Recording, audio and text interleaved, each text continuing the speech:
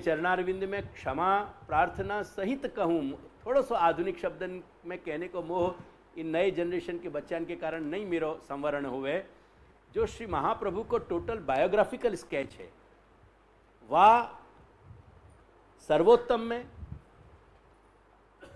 सप्तश्लोकी में और वल्लभाष्टक में, इन तीनों की भूमिका अपने बैकग्राउंड अपन क्लियर रहना चाहिए। अब देखो यहाँ व्यास, श्री व्यास क्या कह रहे हैं, वो श्री व्यास कह रहे हैं कि यह व्याख्यान की अवधारणा नहीं कर सकत, ताते अब क्षमा करो, करके अपन को याद आना चाहिए वेद पारगः, क्योंकि वेद को पूरा अधिकार रखने वाले तो स्वयं व्यास हैं ही, क्योंकि उनने ही एक वेद के 4 विभाजन किए। विभाजन करता स्वयं है, वेद को विभाग करने वाले ज्ञानावतार, भगवत ज्ञानावतार इतने समर्थ सक्षम के उनसे ज्यादा सक्षम विद्या के क्षेत्र में कोई हो नहीं सके। ऐसे व्यास यहां अपना स्टेटमेंट दे रहे हैं कि मैं यह की अवधारणा नहीं कर सकूं, करके अपन को यह समझ में आवे कि श्री महाप्रभु वेद ज्ञाता नहीं है, वेद पारगः गए। जहां वेद को विभाजन करने वाले, वेद को धारण करने वाले स्वयं भगवान व्यास भी जहां नहीं पहुंच पा रहे हैं, वहां श्री महाप्रभु जाके आज्ञा कर रहे हैं, या लिए वेद पारगः। ये बायोग्राफी सारी अपनी जुड़नी चाहिए। यहां जो तुम वेदांत के, पांचवें श्री आचार्य जी कहो, जो तुम वेदांत के ऐसे सूत्र कहा किए जो मायावाद पर अर्थ लाग्यो, तब व्यास जी ने कहो जो मैं कहा करूं, मोको आज्ञा ही ऐसी हती। प्लीज जिनके पास है उनको वह बाहर कर दो, ये ऐसे सब बीच में मत बैठो। मेरे क्या ये सब छोटी छोटी चीजें हैं, मैं बहुत मर्क्यूरियल टेम्परामेंट का हूँ, सो फार एज जहाँ तक मेरे ये क्षेत्र का सवाल है, मैं थोड़ा ज़्यादा सेंसिटिव हूँ। अब देखो यह बात को समझो, देखो यहाँ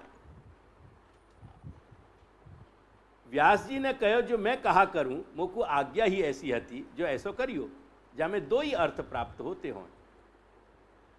अब या में सु अपन 2 वाक्य निकाल दें, जो ऐसे करियो जा में 2 ही अर्थ प्राप्त हों। ये 2 वाक्य अगर अपन निकाल दें, खाली वो वाक्य रखें, मोको आज्ञा ही ऐसी हती, बात उतनी की उतनी रहती, पर वह बात के अंदर रही भाई जो एक बहुत अच्छी खूबसूरती ख्याल में आनी चाहिए। यानी आज्ञा तो भई आती और वाक्य ढंग से अनुसार ही काम भयो, पर वो जो एक स्ट्रोक आयो जो ऐसे ही करियो, वहां में श्री प्रभु के और व्यास भगवान के दोनों के परस्पर संवाद आ गए। यानी भगवान स्वयं उनको आदेश दे रहे हैं कि या ढंग से करियो। ये जो ढंग से करने की बात है, जा ढंग से करने की बात है, अगर यह छोटे वाक्य को निकाल दे तो वो वाक्य अपने कॉम्प्रिहेंशन के बाहर हो जाए बात। वो बात को just it's a question of sensitivity, वह बात, वह कॉम्प्रिहेंशन को लाने वाली जो बात है वो एक छोटा सा वाक्य है। सो ऐसे जो ऐसे करियो। अब आगे को वाक्य, जा में 2 ही अर्थ प्राप्त हों। अब ये बात अगर नहीं आती तो वो ये भार नहीं समझ में आतो कि जो विशुद्ध भगवान मार्ग के लोग हैं केवल उनको ही ब्रह्मवाद समझ में आना चाहिए, ये इंटेंशन भगवान की है। यानी आज अपन मार मचोड़ के अगर ब्रह्मवाद बहुत सारे लोगों को समझाना चाह रहे हैं तो ये अपनी भ्रमणा हो सके, ये बात आज भी लागू पड़ेगी। एंड स्पेसिफिकली वहां कह रहे हैं कि 2 अर्थ जैसू लागू पड़े, यानी ये मायावाद को अर्थ भी निकलना ही चाहिए। यानी जो लोग मायावाद को अर्थ घटन करके और अगर कहीं गलत अर्थ कर रहे हैं तो उनकी क्या तकलीफ है।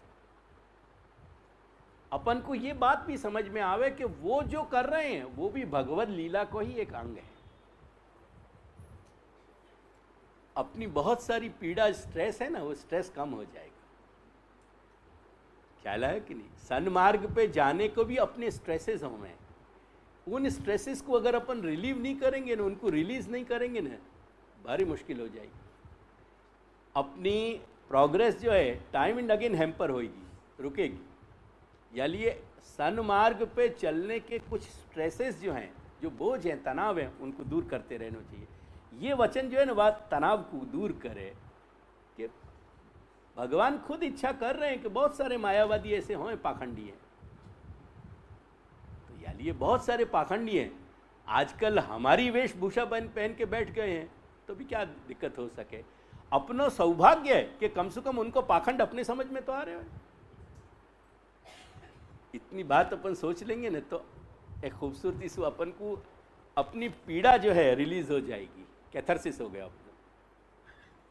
ख्याल आया कि नहीं? करके कह रहे हैं, ता पाछे वेद व्यास जी से विदा हुई कि श्री आचार्य जी तीसरे दिन पधारे। तब कृष्णदास को ठाड़ो देख प्रसन्न भाई, कहे तू ठाड़ो है, तू गयो नाही, सो काहे ते? तब कृष्णदास ने कहो, जो महाराज हूँ कहाँ जाऊँ, मुझको तुम्हारे चरणारविंद बिना कुछ और आश्रय नहीं। यह सुन के श्री आचार्य जी, महाप्रभु आप बहुत प्रसन्न भय और कहो जो मांगे। अगेन वो की वही रिपीटेशन हो गया। देखो अब ये फिर रिपीटेशन भाई हो। अब ये थीम क्यों चल रही है, ये बात समझेंगे अपन। वाक्य बाद देखो, समवेयर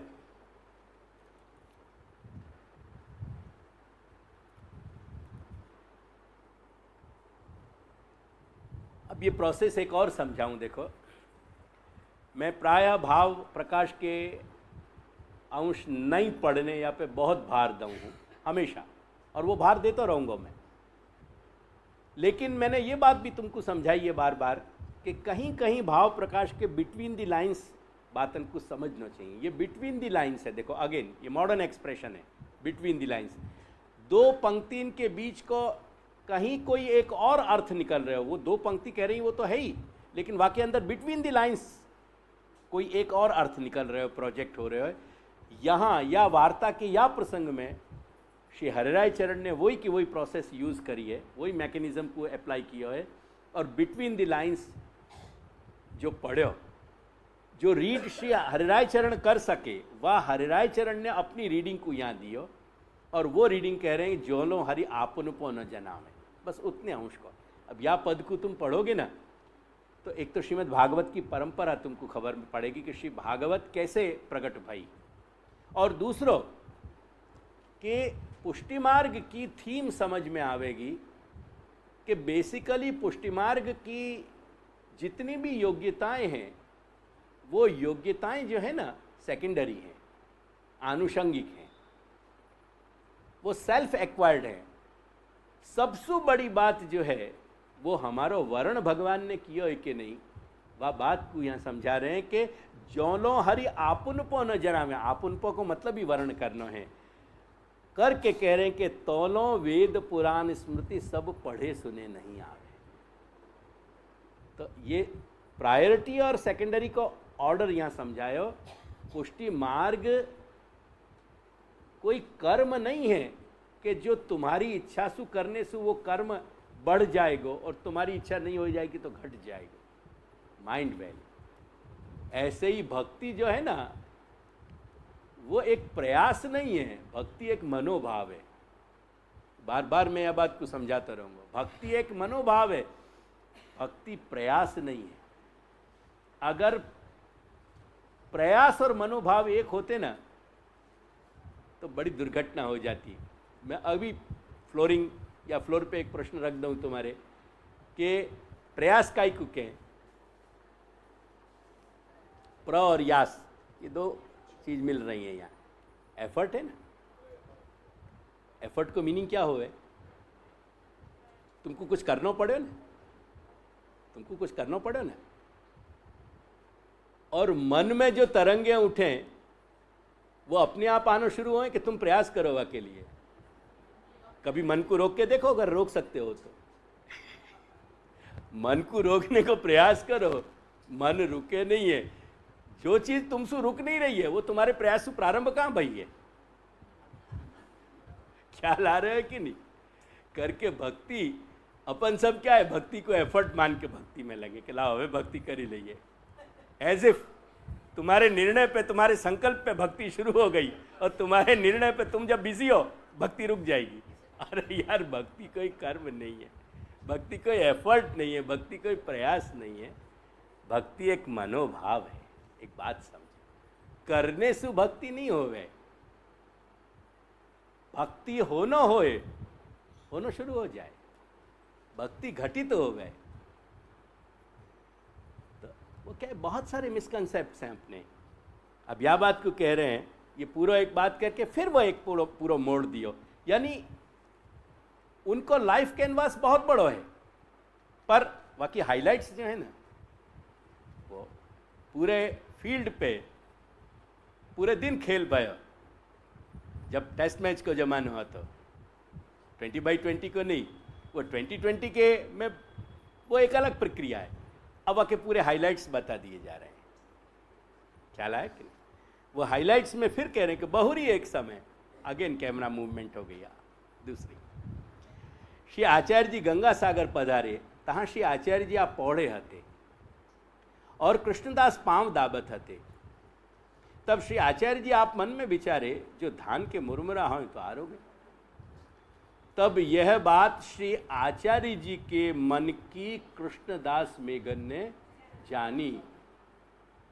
अनन्य भक्तेषु ज्ञापिताशयः, ये पूरी लिंक बैठनी चाहिए अपनी, वो बायोग्राफिकल स्केच पूरा जुड़ जाएगा।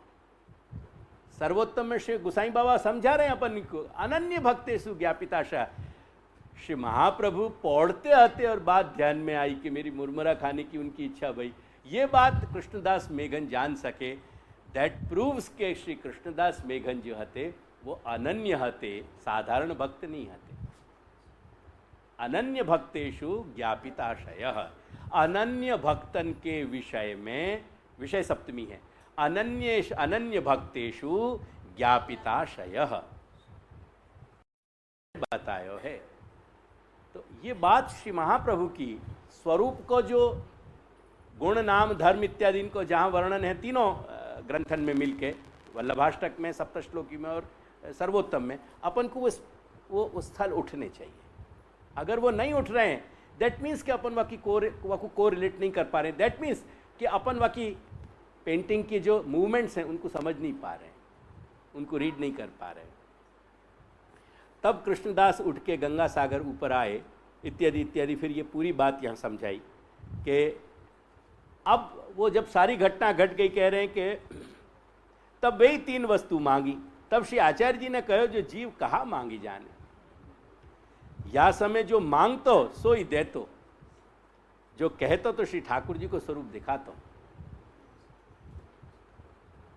अब ये फोर्स की जो पंक्ति है ना, पूरे पैराग्राफ को, जो पूरे प्रसंग को जो स्ट्रोक दे रही हैं, वो श्री महाप्रभु के अपने स्वरूप को जो सामर्थ्य है वो कहीं कोई एक फ्लैश में प्रकट कर दे रहे हैं श्री महाप्रभु। पुष्टि मार्ग प्रगटाने को, पुष्टि मार्ग समझाने को और पुष्टि मार्ग को फल देने को सामर्थ्य केवल मेरे में है। ये बात श्री महाप्रभु अपने शब्दन में कह दे रहे हैं, वो फाइनल स्ट्रोक्स दे रहे हैं, वो सामर्थ्य, वो स्वयं के स्वरूप को जो सामर्थ्य वो बता रहे हैं। वो कह के, हाँ हाँ, देखो वो बहुत खूबसूरत वाकु, अगेन वाकु अपन ऐसा है ना कि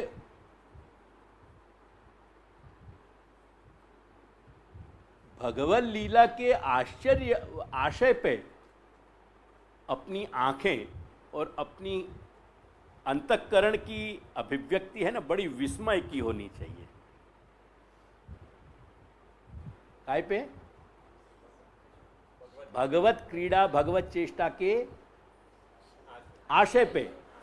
भगवत चेष्टा पे आश्चर्य नहीं होना चाहिए। अगर भगवत चेष्टा पे आश्चर्य भयो, दैट मीन्स कि तुम क्रीड़ा नहीं समझ पा रहे हो। वो क्रीड़ा जो घटित हो रही है ना, वो तो मनुष्यवती करनी है अपने को। तो कोई प्रगाढ़ निद्रा में सोयो भयो, वो को कैसे जगायो जाए? और यदि वो पूज्य, वो को माथा तो नहीं दब पकड़े जा सके ना। अगर पूज्य है तो वको चरण ही दबायो जा सके, चरण दबा के धीरे धीरे जगायो जगे करके पुराने राजा महाराजन को जगाने के लिए वीणा बजाई जाती थी, तंतुवाद्य बजाए जाते थे।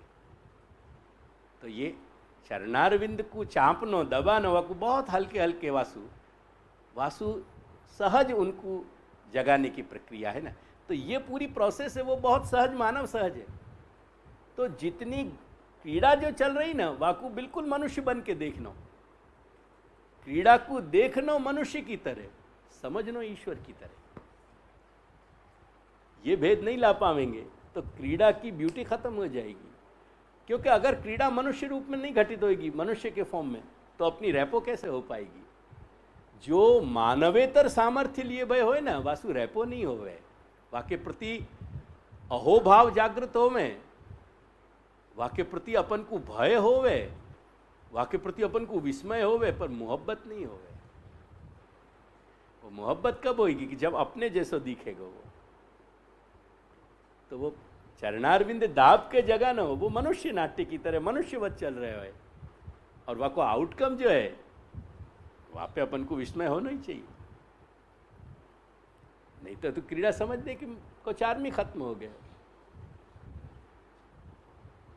कालीन के फन पे नृत्य करते भय जो अभूतपूर्व दृश्य देखो, वो उतर के आने के बाद एक क्षण में भुला दिया भगवान ने। क्योंकि वो अगर क्षण चलते रहते उनके आंखन में तो फिर भगवान की ब्रज की लीलाएं वहीं की वहीं ठप हो जाती। अगर यशोदा को मुखारविंद में देखने के बाद वो विस्मय अगर कंटिन्यूअस रहता हो, करके श्री महाप्रभु कहें कि ये पूरी क्रीड़ा करने के लिए, पुष्टि क्रीड़ाएं करने के लिए भगवान अपने पास अपनी आदिदेवी की माया को मैकेनिज्म रखें कि जैसे एक क्षणार्ध में सबको विस्मृत कर दें कि चलो फिर मनुष्य की तरह चलने लगे। तो जब तक वह को अपने मनुष्यता के लेवल पे नहीं देखोगे उठते बैठते, अनफॉर्चुनेटली कल्लोल के पूरे भाग मिले नहीं हैं, जहाँ कहीं इन पे भरूची इन पे हो तो मुझको मालूम नहीं। मैंने बहुत प्रयास किया आज से 30-35 वर्ष पहले, पर कुछ एक कल्लोल के भाग छपे हैं मूल संस्कृत के, श्री कल्याण भट्ट जी के लिखे भाई, उनके अपन वर्णन पढ़े न तो अपन को दादाजी के संग ऐसी इच्छा हो कि एक बार तो जाके बैठ लें दादाजी। वो वह तरह की पराकोटि की फीलिंग हो। वो लिखें कि आज पूरे दिन में मेरे स्वामी में बहुत निराशा के सब विचार रहे और बहुत मनोमालिन्य, बहुत खिन्न हो गए और बहुत चित्त में सब ऐसे मुखारविंद सु शब्दन की आज्ञा करी कि जो श्रवण करने में तकलीफ होए, और बड़ी मुश्किल से मैंने अब या वक्त उनको सुलायो है। डायरी लिखते ना, वो डायरी को नाम ही कल्लोल है। तो बड़ी मुश्किल से मैंने इनको पढ़ाया है। अब सोए हैं, या मैं चटाई नीचे डाल के इनके साथ पास में ही सो गया हूँ। फिर दूसरे दिन के वृत्तांत में लिखे कि आज सवेरे जब जगे मेरे स्वामी तो उत्साह से भरो भयो मुखारविंद हतो, और फिर मुगल बादशाह के संग अपनी जो पूरी अपनो युद्ध हतो जो धर्म को, वो युद्ध करने की फिर से उनके अंदर वो कांति हती उनके शब्दन में, और देख के मेरा मन जो है हिलोर लेने लग गया। ये पूरा नरेशन आवे ना, इतना पावरफुल नरेशन आवे। अब यहाँ में ये मानवीय ह्यूमन एलिमेंट्स नहीं होते ना तो दादाजी से प्यार करने की इच्छा नहीं होती। वो ह्यूमन एलिमेंट्स वहाँ में आने चाहिए, नहीं तो वहाँ को चार, यानी मनुष्य नाट्यवत क्रीड़ा तभी होगी, नहीं तो नहीं होगी। और वाकई जितने भी ऐसे कहीं कोई ऐसे फ्लैशेज हैं कहीं, वो फ्लैशेज जो है आने के बाद तुरंत अपन को विस्मृति भी हो जानी चाहिए, नहीं तो उनको अपन रियलिश नहीं कर सकेंगे। ख्याल आया कि नहीं। पांचवें श्री आचार्य जी आप सोरों पधारे, तब वो पूरे गुरु को यहाँ प्रसंग पूरा आ गया। वहाँ के बाद ये कह के अब तुम देखो कि अगेन इनने या प्रसंग में एक बिटवीन द लाइंस पढ़े हो। यहाँ कौन ने? श्री हरिराय चरण ने वह बात को यहाँ कह रहे हैं कि मांगे सर्वस्व जात है परमानंद भाखे। मांगने सु पुष्टि मार्ग में सर्वस्व चलो जाए, या को प्रमाण क्या परमानंद कह रहे हैं कि मैं कह तो रहे हूं यार, परमानंद भाके मेरे जैसो श्री महाप्रभु को कृपा पात्र और श्री ठाकुर जी को प्रिय पात्र मैं कह रहे हूं, ऑथोरिटी दी परमानंद भाके। ये बिटवीन द लाइंस पढ़े उनने, वो गुरु के बात के प्रसंग में कि जो गुरु के संग की मांगने की बात थी कि गुरु को मैं लाऊं यहाँ, गुरु के यहाँ पधारो, वो जो एक दुर्घटना थी, वो एक दुर्घटना की बात यहाँ बिटवीन द लाइंस में परमानंद दास जी के शब्दन में समझाई। कहने का तात्पर्य है कि ईश्वर हमको क्या देना चाहे, वाकई लिए धीरज रखनी चाहिए, अपने बालिशपन से अपने बामनपन से मांग नहीं कर देनी चाहिए, इत्यादि इत्यादि ये सब बात। बहुरी मार्ग हृदयारूढ़ भय पाछे, अब वो अगेन सीक्वेंस, वो जो मांगी थी 3 बात के मुकुमार्ग को सिद्धांत हृदयारूढ़ होए, वो एस्टेब्लिश हो गया। वाके बाद फिर वो अपना एक प्रसंग पूरा नरेट किया। अब यह प्रसंग को तुम देखो कि ये प्रसंग की आकस्मिकता है, यानी ये प्रसंग क्यों यहाँ दिया गया, क्योंकि यहाँ में बात इतनी सी है कि वैष्णवंशु गोप्य वार्ता करते, वो बात श्री महाप्रभु तक आई। श्री महाप्रभु ने पूछी कि क्यों गोप्य वार्ता तुम सबन के आगे करो, तो उन्होंने कहा कि महाराज मैं क्या, आप खुद ही पूछ देखो ना।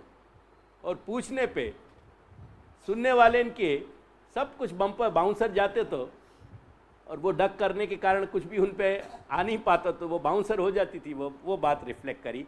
इन अदर वर्ड्स ये बात समझाई कि उन बड़े महापुरुषन में तो ये सामर्थ्य है तो कि वो कहने के बावजूद जितनो निर्धार करते उतनो ही वाके हृदय में रहतो, बाकी सब विस्मृत हो जाते। तो उनमें तो वो सामर्थ्य हती, पर अधुना काल के अस्मद आदि अपन जीवन में वो सामर्थ्य नहीं है करके भगवद वार्ता को हर एक के संग करने नहीं बैठ जाना चाहिए, क्योंकि अपन खुद व भगवद वार्ता के रहस्य को समझ नहीं पाए। जब तक भगवद वार्ता के, भगवत क्रीड़ा के पूरे आधार को अपन नहीं समझ लेते हों, तब तक अपन को वो वार्ताएं या ढंग से लोगन के आगे भगवत क्रीड़ा को कथन आपाततः बिना पात्र पहचाने नहीं करना चाहिए। ये शिक्षा अपन को ड्रॉ करके दी नहीं वामे सु, क्योंकि उनमें ये ताकत थी कि कहने के बावजूद वो जितनो चाहते उतना सामने वाले में टिकतो, बाकी नहीं टिकतो थे। या नरेशन को पूरा दिया तो या की ब्यूटी समझनी चाहिए। एक भगवत भक्त अनुग्रह को पात्र है, जहाँ में पूर्ण अनुग्रह है, जहाँ पे वो पात्र क्या क्षमता रखे, और वाकी तुलना में अपने जैसे जो निर्बल पात्र हैं, दुर्बल पात्र हैं, जिनमें कृपा को इतना बल नहीं है, उनको अपनी जिह्वा पे कैसे संयम रखना चाहिए, ये पूरी बात को समझाया यहाँ। और एक समय श्री आचार्य जी से श्री कृष्णदास ने प्रश्न पूछो, ये जो बात मैंने कही कि रामचंद्र जी को, अब ये बात क्या समझाई, या बात को मॉरल पूरे प्रसंग को ये है कि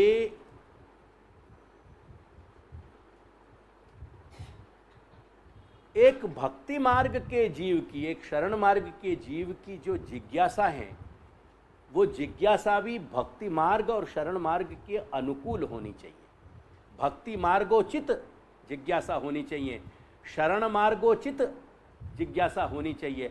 अगर हमारी जिज्ञासा अनर्गल हो गई, अगर हमारी जिज्ञासा पुष्टि मार्ग के यानी भक्ति मार्गोचित नहीं है, अगर हमारी जिज्ञासा शरण मार्गोचित नहीं है, तो वो प्रश्न हमारो बहुत ही बेतुको हो जाएगा, और बेतुको होने के कारण वो हमारी जिज्ञासा की निष्फलता सिद्ध करेगा। ये जीव को समर्थ योग्य स्वामी के होने पे, यानी योग्य मार्गदर्शक है अगर हमारो है, अगर हम सुयोग्य गुरु के चरण में आए भय हैं, तो हमको जिज्ञासा करनो भी आना चाहिए। अगर जिज्ञासा करनो हम नहीं सीख सके, तो हम गुरु के सामर्थ्य, शक्ति और समय को भी ह्रास करेंगे, और अपनी क्षमता, शक्ति और अपने समय को भी बिगाड़ेंगे। ये बात यहां में समझाई जा रही है, क्योंकि महाप्रभु के सन्मुख कैसो प्रश्न कर दियो, या से ज्यादा हास्यास्पद प्रश्न क्या हो सके। ऐसे ही वो आज के अधुना जीवन को समझा रहे हैं श्री कृष्णदास मेघन कि जैसे मैंने ये एक सीख के लिए ये एक चेष्टा भाई मेरे से ये क्रीड़ा कराई ठाकुर जी ने, ऐसी कुचेष्टा तुम मत कर बैठियो, तुम समझियो या बात को अपन जब इनके भवन में जा रहे हैं ना तो अपन को सीख दे रहे हैं कि अब तुम आज दिन पूरा करके सोने तो जा रहे हो, आज को दिन तो पूरा कर रहे हो, पर इतनी सीख समझ लीजिए कि अगर सुयोग्य गुरु के चरण प्राप्त भय हैं तो सुयोग्य गुरु के चरण में रह के प्रत्येक क्षण को मूल्य करना सीखो, अपनी चिंतन को मूल्य करना सीखो, अपनी जिज्ञासान को मूल्य करना सीखो, ताकि वो जिज्ञासाएं और वो चिंतन ऐसे दृष्टि बिंदु से हो कि जो तुम्हारी सफलता में कंट्रीब्यूट कर सके, जो तुमको विफल ना करे। यह बात करके और फिर वह पूरे प्रसंग को समझोगे ना तो ये बात तुमको ख्याल आएगी, क्योंकि वहाँ एक बात और समझाई गई है जो प्रायः पढ़ने वाले इनको ख्याल नहीं आवे। अपन बैठे तो बहुत भावनिष्ठ बन के हैं, अपन यूँ समझे कि ओह अपने से ज़्यादा वार्ता कौन अच्छी समझ तो होएगो, पर रहस्य ये है कि ज़िंदगी निकल जाए पर कुछ भी नहीं समझ में आवे। वो बात क्या कह रहे हैं वहाँ, श्री महाप्रभु ने ये बात समझाई कि ये श्री राम का औदार्य है तो कि दशरथ को जो है उनने स्वर्ग दिला दियो, बाकी अपने देह वासना में लिप्त और वचनवाद देह वासना के में लिप्त वचनबद्धता के कारण जो अपने ओजस्वी और तेजस्वी पुत्र को महत कष्ट में डाल देते हुए वो पिता या योग्य नहीं है, वो पिता या योग्य नहीं है। Therefore, जीवगत दुष्टता दोष होने के बावजूद अपन न तो सही प्रश्न कर पा रहे हैं, न सही जिज्ञासा कर पा रहे हैं, न सही समझ अपन प्राप्त कर पा रहे हैं, तो भी ठाकुर जी अपन को या मार्ग पे आरूढ़ रख रहे हो या सु गिरा नहीं रहे हो, शरण मार्ग पे अपन को स्थिर कर रख रहे हो, भक्ति मार्ग में अपन को स्थिर रख रहे हो। ये भी एक स्क्रिप्ट वहाँ में से निकल रही है। ये बात नहीं समझ में आवे, नहीं तो ये उदाहरण या ढंग से नहीं दिया जाता। बाकी मीनिंग को, बाकी स्क्रिप्ट क्या कह रही है वो समझ में आना चाहिए। तो आज हमारी सारी अपूर्णता के बावजूद जो है, अगर अभी भी हम श्री महाप्रभु की उभय श्री प्रभु चरण की और दादाजी की सन्मुखता प्राप्त कर पा रहे हैं, ये हमारा सौभाग्य है। ये वही तरह की घटना है कि दशरथ योग्य नहीं आते तो भी स्वर्ग मिल गयो, हम योग्य नहीं है तो भी मार्ग में टिके भय। That's the beauty. या को मेरे संग फील करने को प्रयास करो तो मेरी आंखन में देख रहे होगे कि ये बात कहते कहते मेरी आंखें चमक रही है, क्योंकि इतना फोर्स है वहां में, वो फोर्स है वहां में, वह पूरे इंस्टेंस में, वो पूरे नरेशन में फोर्स है। देयर वॉज नो रीजन कि दशरथ को स्वर्ग मिले, देयर इज नो रीजन कि अपने जैसे लोग या मार्ग में खड़े रहे, येट अभी खड़े। ये बात या लिए फिर आगे की बात सारी जो है, ये बात को समझाई कि लीला के भेद इत्यादि इनको लीला को कैसे समझनो, भगवत क्रीड़ा को समझने को क्या तरीका है, क्यों अधम कोटि के लोगन के संग अपन को संग नहीं करना चाहिए, क्यों उत्तम भक्त को अपन को देखना चाहिए। देखो इनके स्क्रिप्ट में वाक्य देखो, कहीं देखो बहुत अच्छे दो चार वाक्य देखो। प्रारंभ से तुम देखो तो यमें विधि सो समर्पण पदार्थ को ज्ञान नहीं। विधि मर्यादा क्या है, वो मर्यादा जो बताई, निवेदि भी समर्प्य सर्वम कुर्यात इति स्थिति ही। ये स्थिति, ये षोडश ग्रंथ का वाक्य लेना पड़ेगा। स्थिति को मतलब है मर्यादा। वहां श्री दादाजी अर्थ यही कर रहे हैं, सारे टीकाकार ये कर रहे हैं, स्थिति नाम मर्यादा। तो विधि, वो मर्यादा कोई दूसरा नाम विधि है। तो मार्ग की जो विधि है, विधान है, आपको अगर अपन को ज्ञान नहीं है, या के कारण ये सारी दुर्घटनाएं हो रही हैं, करके एक स्ट्रोक है वाक्य को, विधि सो समर्पण पदार्थ को ज्ञान नहीं। वो विधि के बाद एक कॉमा लगाना चाहिए असल में, अपन को समझ नहीं तो अपन को समझ में नहीं आएगा। विधि सो समर्पण को ज्ञान नहीं, या के बाद दूसरे पैराग्राफ में देखो, उत्तम भक्त को संग करे। अब उत्तम भक्त कौन हो सके, या को इनडायरेक्टली वहीं कह रहे हैं, श्री भागवत श्री सुबोधनी जी आदि ग्रंथ को अहरनिश अवगाहन करे, जाकी पकड़ श्रीमद् भागवत और सुबोधनी तक हो गई हो, ऐसे व्यक्ति के संग बैठ के अपन को संग करना चाहिए। वाकु मार्गदर्शन देने को अधिकार है, अपन को परस्पर मार्गदर्शन देने को अधिकार नहीं है। जो अपन एक दूसरे को ऑर्डर देवे ना कि आવું ના થાય, આવું થાય ને આવું ના થાય કહેનાર આપણે કોણ છીએ? આપણામાં યોગ્યતા શું છે? કંઈક પ્રમાણપત્ર આપણી પાસે? वो बात को समझा रहे हैं। अब देखो, या कि बाद के पैराग्राफ को तुम, अच्छा वहां देखो एक बात, वहां गजन धावन को उदाहरण दियो।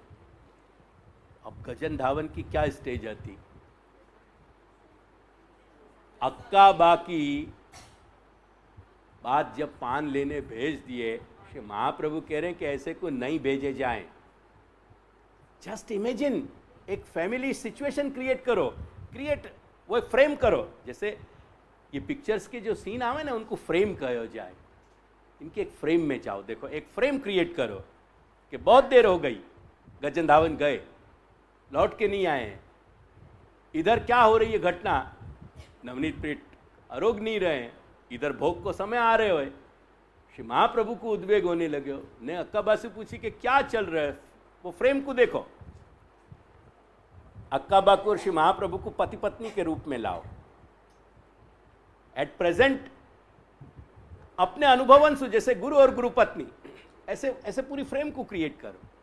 वहां पूछ रहे हैं कि क्या कियो, वो बताया उनने कि भाई वहां को पान लेने भेजे, तो महाप्रभु कह रहे हैं कि ऐसे भक्त को नहीं भेजा जाए। ऐसे कोई भेजे जाते हो को जाके कारण ठाकुर जी बेचैन हो गए। फ्रेमिंग क्या पावरफुल फ्रेम है, आखिर फ्रेम पावरफुल है। कभी तुम बच्चन को बताऊंगा मैं सिनेमेटोग्राफी के क्या रूल्स हैं, और इनके कभी 2-4 मूवी मेरे साथ देखो, मैं समझाऊं कि देखो फ्रेमिंग कहाँ आवे, कैसे फोकल पॉइंट पे फ्रेम उठे, और वो फ्रेम अपन को क्या अनुभूति देवे। विश्व के बड़े प्रसिद्ध डायरेक्टर्स की फिल्म मैंने देखी, और मुझको फिल्म देखना मेरे गुरु ने सिखाया है। दादा मुझको ले जाते थे बम्बई में, तो ये पूरी फ्रेम क्रिएट करो तो तुमको वो वाकई एक पूरी एक जीवंत वाको जो पूरा ड्रामा, ह्यूमन ड्रामा है ना, वो ह्यूमन ड्रामा उठ के आएगा। श्री महाप्रभु कह रहे हैं कि ऐसे भक्त को नहीं भेजो जाए। फिर दूसरे वैष्णव से कह रहे हैं कि जाओ, वो वहां दुकान पे पड़े हो, वाको भेजो यहाँ वापिस, वहां के शब्द पढ़ो। वो श्री महाप्रभु तुमको वापिस बुला रहे, इतने में चैतन्य हो गए। वो दूर जाने की बात थी नवा ने बेहोशी ला दी, और पास जाने की बात ने चैतन्यता दे दी। What a beauty. बाकी स्ट्रोक्स देखो क्या पावरफुल, एक पूरी थीम उठ रही है, वह थीम को फील करो। देखो तुम यह बात को, वो गजन धावन की वार्ता पढ़ियो, देखो वहां कितनी पावरफुल है वहां। अब देखो वह बात को कह रहे हैं कि अब गजन धावन को जो इंस्टेंस दे दियो, बाकी आगे के पैराग्राफ की फर्स्ट पंक्ति पे ध्यान दो। अपन क्या है, वो माथा हिला के पंक्ति पढ़े ना, तो पंक्ति भी हिलती रहे, पंक्ति समझ में नहीं आवे। वो जब यों होता रहे ना, हा, तो पंक्ति भी यों डोलती रहे। फिर वो जो वैष्णव श्री ठाकुर जी को स्वरूप जानत है, तिनको स्वरूप अलौकिक दृष्टि से जानियो जाए। देखो क्या पावरफुल स्ट्रोक दिया। अब ये रिलेशन कहाँ है? ये रिलेशन दूसरी जगह नहीं जा रहे, गजन धावन में जा रहे हैं। कौन को अलौकिक जाननो? गजन धावन जैसे भक्त हैं उनको अलौकिक जानियो। अस्मदादि अपन अलौकिक हो गए, ऐसी मिसरीड मत कर लीजिए स्क्रिप्ट में। अपन क्या है, एक दूसरे को परस्परम प्रशंसन्ति अहो रूपम अहो ध्वनि, वो सुने है कि नहीं? उष्ट्राणाम विवाहेषु गीतम गायंती गर्दवा, ऊंट को ब्याह और गीत जैसे गान के लिए गर्दभ को गधा को बुलाया गया। फिर गधा ने कही कि हा, आज तक इतना सुंदर मैंने कोई प्राणी नहीं देखा।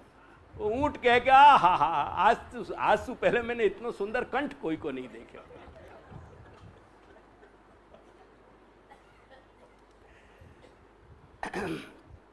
सो जो कछु काज करत हैं सो श्री ठाकुर जी के अर्थ करत हैं, और श्री ठाकुर जी विषय विरहता भाव करत हैं। वो गज्जन जब गए, वो जानो बर्दाश्त नहीं कर सके और ठाकुर जी उनके बगैर भोजन नहीं कर रहे हैं। ये ब्यूटी देखो।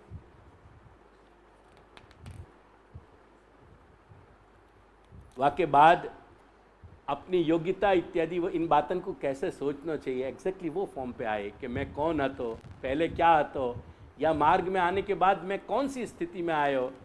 पहले चांडाली चेद राजवतनी जाता राज्ञा च मानिता, वो पंक्ति पढ़ो अंतःकरण प्रबोध की, वाको रिलेट करो यासु, तब तुम्हारी बात समझ में आवेगी सारी। अब वो बात पूरा होने के बाद स्ट्रेट फिर कैमरा उठा करके फिर बद्रीनारायण के दृश्य पे चलोगे। सो एक समय श्री आचार्य श्री बद्रीनाथ के मंदिर में पांव धारे, एकदम अलग प्रसंग चलोगे। फिर वाक्य बाद वहाँ मैंने जो बताया भ्रमर गीत के प्रसंग में जो आधी पंक्ति आधा श्लोक प्रकट नहीं भय, तो वो प्रकट होने की बात करी। वो प्रसंग के साथ ही एक और इंस्टेंस जोड़ो कि वामन द्वासी हती और कहीं बद्रीनारायण वहाँ बद्रिकाश्रम में कहीं फल नहीं मिले कि जो फलाहार किया जा सके। हैंस वहाँ में दो बात बहुत स्पष्ट बताई कि पुनः अपने मार्ग में भगवद इच्छा या भगवत लीला या भगवत क्रीड़ा या भगवत सेवा, अगेन इन सारी चीज़ों को एक फुटिंग पे रखी हो, एक जगह एक वेवलेंथ पे लाई हो। वासु ज़्यादा जप तप व्रत इत्यादि नहीं है। अगर कहीं हमारे देह को सामर्थ्य नहीं अलाउ कर रहे हो, मैं अस्मदादि के अपने रिलेशन में अब कह रहे हो, तो ये अहम कि हमारो एकादशी व्रत चलो जाएगो, हमारो जयंती को व्रत चलो जाएगो, ऐसे अहम को रख के सेवा की न्यूनता कर देनी और अपने व्रत इत्यादि के अहम तपश्चर्या की अहंकार को बढ़ाना, ये पुष्टि मार्गीय जीव को कर्तव्य नहीं है। यह बात को समझा रहे हैं, ख्याल आए। दूसरी बात ये समझा रहे हैं कि जयंती होते भय भी शास्त्र को भी जो एक आदेश है कि उत्सवांते च पारणा, वो उत्सवांते उत्सव होने के बाद हमको यदि अन्न ग्रहण करना पड़े तो हमें कोई बाधकता नहीं है इत्यादि। ये बातन को प्रोजेक्ट करके या बात को समझाए जा रहे करके उत्सव पर्व व्रत इत्यादि ये भिन्न भिन्न जो अवसर हैं, उत्सव अलग प्रकार से होवें, उनको अलग दिन होवें, पर्व अलग दिनन को कहो जाए, यात्रा अलग दिनन को कहो जाए। ये जो अपने यहाँ शास्त्र का विभाजन है उत्सव पर्व यात्रा इत्यादि, इनको विवेक रखना चाहिए, पर इनको विवेक अपने पुष्टि मार्ग के सिद्धांत सेवा सिद्धांत को प्रमुख बना के वाकु मुख्य बना के रखना चाहिए। इनकी उत्सव यात्रा पर्वन का प्राधान्य नहीं है। उत्सव यात्रा पर्वन के होते भय भी सेवा की प्रधानता है, भगवत सुख को प्राधान्य है। चलिए यहाँ अपन को अवकाश कहाँ कैसे ग्रहण करना चाहिए, एक जड़वाद की तरह अपन को सेवा में प्रवृत्त नहीं होना चाहिए कि जाके कारण ठाकुर जी को भी कहीं प्रभु को सुख भी कहीं जा रहे हो और अपन भी अपनों कहीं सुख छोड़, यानी अपन भी अपने देह इत्यादि की अनुकूलता नहीं कर पा रहे हैं।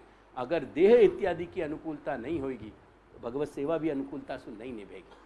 वो सेवा को अहंकार भी कोई दिन लुप्त हो जाएगा, काफूर हो जाएगा। करके तुम देखो अंतिम पैराग्राफ में कि पाछे ता दिन ते वामन द्वासी के दिना व्रत न करते। वो केवल वामन द्वासी को कारण नहीं, पर वहाँ में कोई भी चीज़ का इंक्लूजन है कि हमेशा अपन को भगवत सुख और अपने देह इत्यादि को सौकर्य, इन दोनों को बैलेंस लाना है।